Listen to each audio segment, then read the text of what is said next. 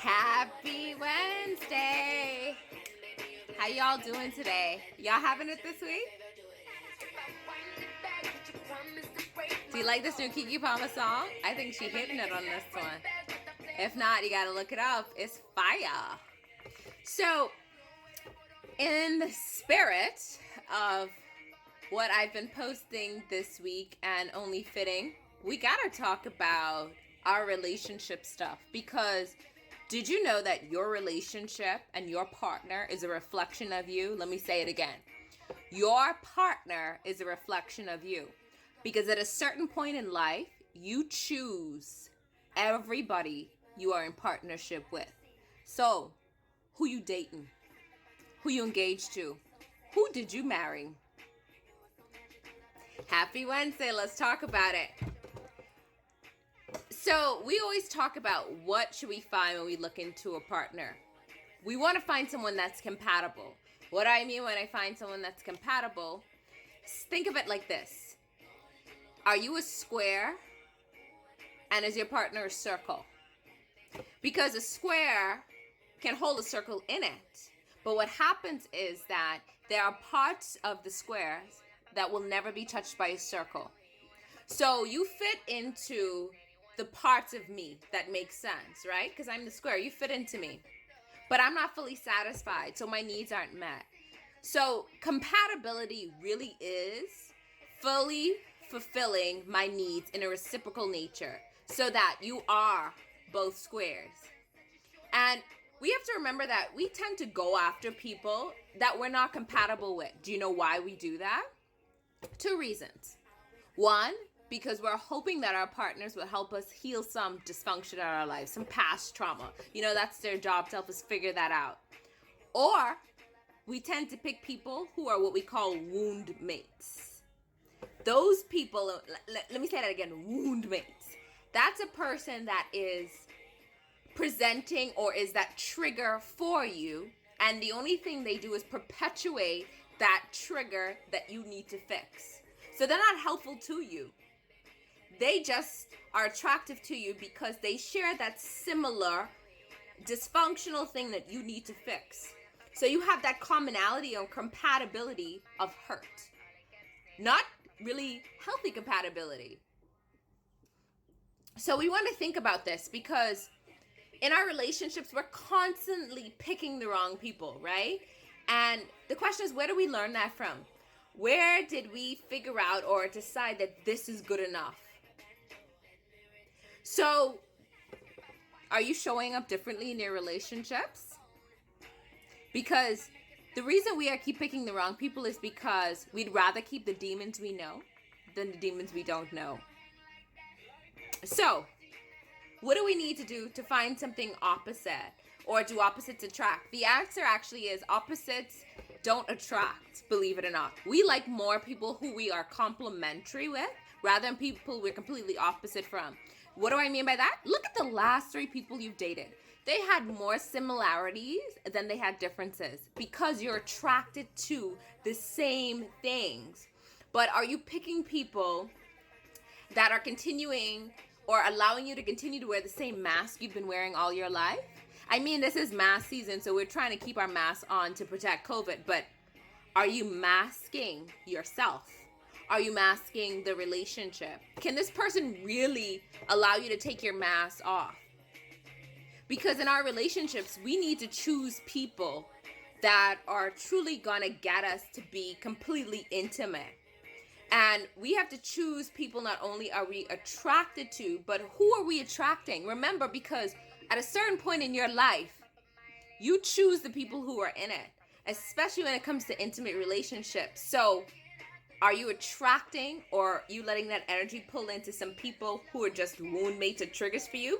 Or are you attracting healthy, compatible relationships? Because we want to be in relationships that are intimate. Because intimate is the true idea of into you see me. I am completely vulnerable with you. I can take off my mask. Are you in a relationship with someone you can take off your mask with? I mean, like, they can hold your stuff and you don't feel like once you give it to them, you have to bolt out the door. So some of the things we need to look for is we need to look for relationships that we could express these different types of intimacy. And there was this great therapist who made up this acronym. Her name is Spirit, and it's called RISE. She said that there's certain relationships that rise and certain relationships that fall, and you want to be in a relationship that rises. What does that acronym mean? The R is first for recreational intimacy. Do you share things with your partner that you both like, activity-wise? Or, for instance, if you are a traveler and they're not, if they are maybe they like to go out and do hikes, are you into that? Because that is a part of the relationship that you need to be flourishing, things you can do together. Then you have intellectual intimacy. And I know for me, this is a big deal because I'm a sapiosexual. Sorry, I always get it wrong. When somebody talks, like, that's the easiest way to turn me on, because it's just like they're speaking to a different level of my brain. And so can you have an intellectual conversation with this person? And again, it's just not surface stuff. Then there is spiritual intimacy. And I'm not talking about what you believe in and the differences between you believe in God or not believe in God or different religions. I'm talking about spirituality when it comes to encompassing your values, your beliefs. Can you have discourse about that? Then emotional intimacy, the E. Can I talk to you about the stuff that's in me and express my feelings in a way that you hold them safely? And the last one, which we can't forget, is sex. Because are we into the same kind of sexual things? Can we talk about it? Are we both conservative? All of that matters. So, is your relationship rising or is it falling? R, recreational intimacy. I, intellectual intimacy. S, spiritual intimacy. E, emotional intimacy. And S, sexual intimacy. Because you don't have to have all of these, but you have to have the ones that fit for you in order for your relationship to propel to the next level. So remember, are you dating somebody you can be intimate with? Into you, do they see you? Can you be vulnerable? Because I'm tired of people saying that, why am I picking the wrong person? Because you're too busy looking for a wound mate, your trigger, rather than putting out the energy for attracting the right choice, because it's your choice. So what are you putting out there? So let's take this little quiz, 5 questions. First one, when you ask yourself about compatibility with a partner, do you miss your partner when you're apart for a long time? You know that feeling you get where it's like you can't go a couple hours, maybe even a couple days without seeing, talking, or connecting to them? If the answer is no, you got a problem. Number 2, do you trust your partner? And trusting your partner is very vital to the relationship success, meaning like, not only do you trust them when they're with you, but do you trust them when they're not with you? Or do you trust them with your vulnerabilities? Number 3, do you have compatible lifestyles? If you're into certain hobbies and adventures, is the partner willing to do those things with you, and vice versa? Or if you notice that everything, like for instance, if you are a morning person and you like to get up and get the day started and they want to stay in bed till night and they only want to work and function at night, it's probably not really that compatible. Number 4, can you talk to your partner about anything? I mean, just anything. From the silliest things to the most serious things.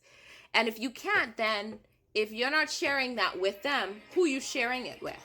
And 5, do they make you laugh? Because laughter is good for the soul. Laughter heals things, especially when you're thinking about things. And number 4, can you talk to them? Because you need someone who's going to help you heal. Those are the 5 questions. And if you notice that you've answered no on them, the question that you got to ask yourself is, are you choosing the right person? Are you a square trying to fit into a circle? Or are you a circle trying to have a square fit in? Ask yourself. We got to have all healthy partner relationships.